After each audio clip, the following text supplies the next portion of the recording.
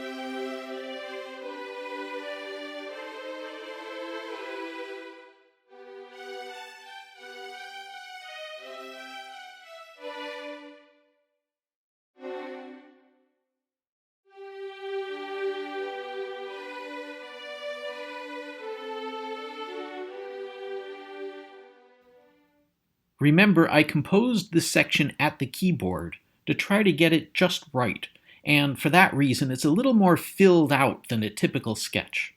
So I'll just arrange the first couple measures nicely in the strings, keeping in mind the overall personality of this movement, its emphasis on violas as the main bassline instrument. This part has some grit to it. In a minor key, a little louder, low violins. You can really dig into the G string here. That's the low string on a violin. And the low violas, that will be played on the lowest string, the C string, which will also help give some emphasis and meat to the music. Let's listen and see if there's anything we want to add.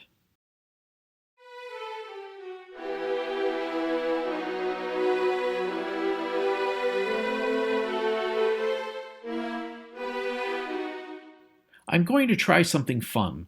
Often we add woodwinds to double the strings, or we add them as background chords, one or the other.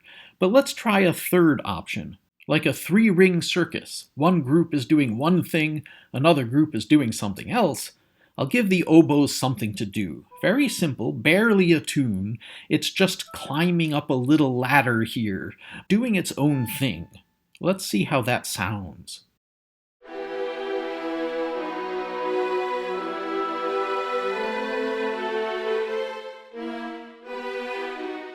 Ooh, see how nicely that works. Something more complex, more layered, more dramatic. And I think maybe to balance out that oboe, I'll add in a bit of bassoon, giving some intensity to the bass here. Let's listen.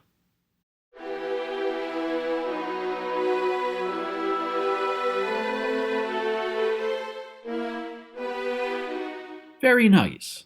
I think we're ready to move on. For the next two measures, again, I'll fill in the string parts, just distributing notes. And let's listen and think about how we want to change it.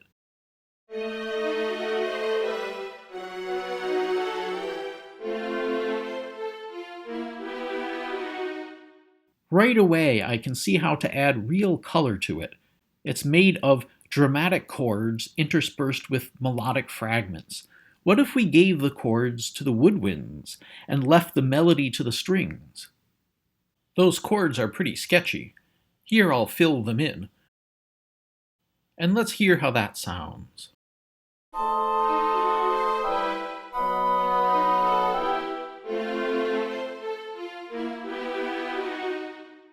Not bad. It can be a very stark sound to have the winds in a loud chord by themselves without the strings to soften them. But it's time for a few stark sounds around here. We still have to do something with that next measure so we don't lose the intensity. The simplest solution is to double the strings in the woodwinds. See, the violas are doubled by the bottom bassoon, the second violins are doubled by the top bassoon, and the first violins are doubled by the oboe. A shamefully obvious combination, very easy to put in. There may be a million other ways to orchestrate this measure, but the most important lesson here is the constantly changing sound, constantly swapping alliances. Here's a measure of strings with barely a touch of woodwinds. Here's a measure of naked woodwind chords with a violin melody. Here's a measure of winds and strings coming together. The ear can never get bored because the sound is always changing. Now let's listen.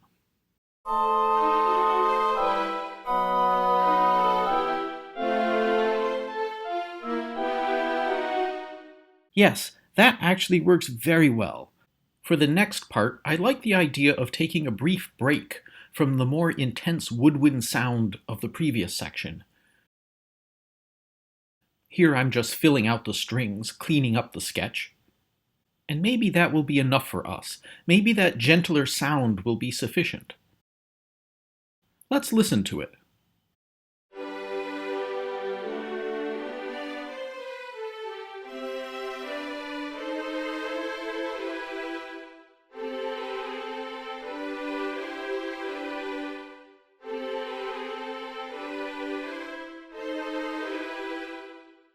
I think it's too long a section to go without any orchestral variation, but we can improve it by doing something very minimalistic.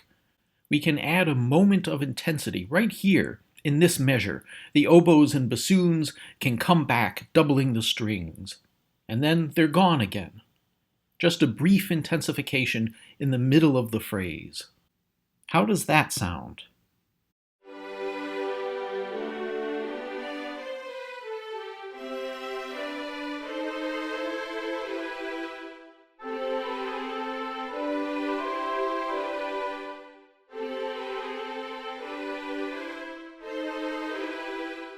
Not bad for now. We can always change our minds later. Let's move on to the next few measures. First, I'll quickly fill in the string parts. I'm just rearranging what was already there. I can tell you right away, I hear the winds playing these chords again, and I hear the bassoon at the bottom adding a little oomph to that bass line.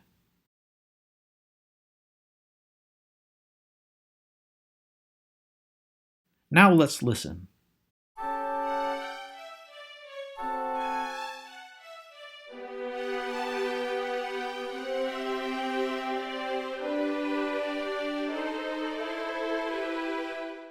I think that works very well.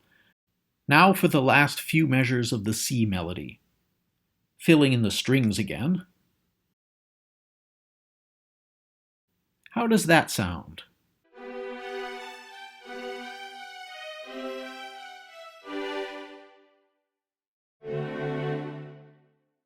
Let's make these string chords ring with the woodwinds. One of the most standard uses of woodwinds is a block chord to add a beautiful ringing emphasis. We've seen this many times now, as you know if you've watched my other videos. Let's listen to that.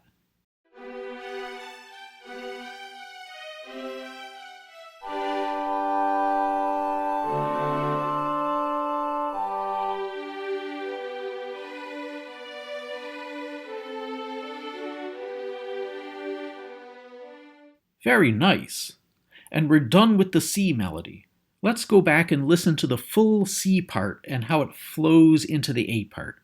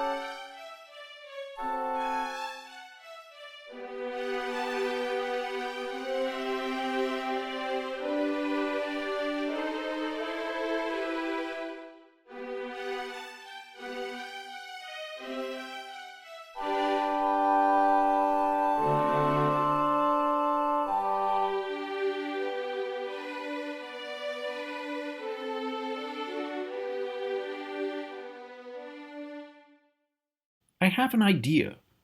Let's first copy and paste in the orchestration for the A melody, and then I'll tell you about my idea. Here's my idea.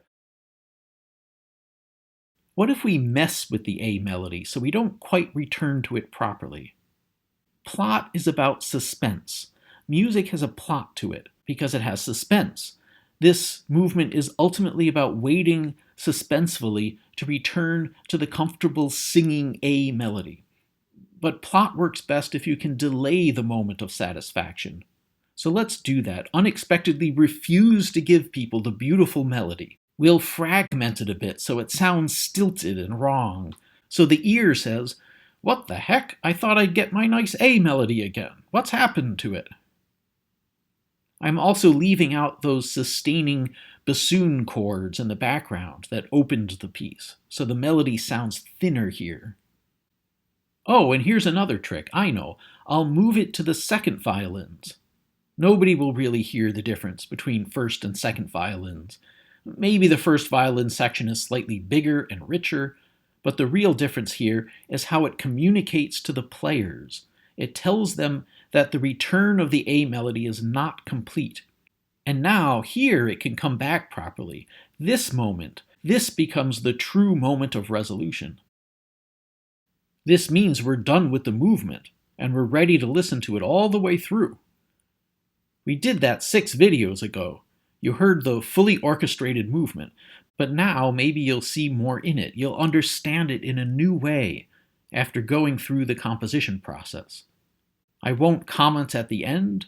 I'll just let it play, and you can think about all the layers and colors that went into even a very simple movement like this. So I'll say goodbye to you here. As always, thank you for watching, and keep an eye out for the next set of videos on the third movement.